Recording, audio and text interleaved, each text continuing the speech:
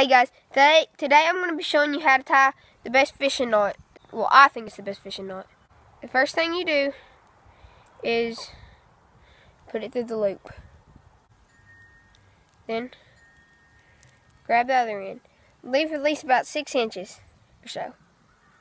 Then just wrap this part of the line that you just put through it. Just wrap it around this line that goes all the way to your pole.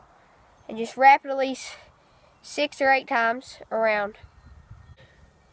After you get done tying your knots around, you'll have a little hole right here. So then you take your line right here and you put it through that hole. So then after you get it through the hole, you'll have a hole when you're pulling it. So don't pull it. Just after you put it through that hole a little ways, you'll have this little hole in the middle.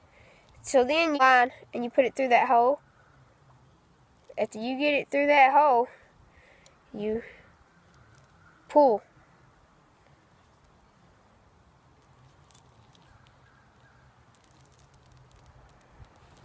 There.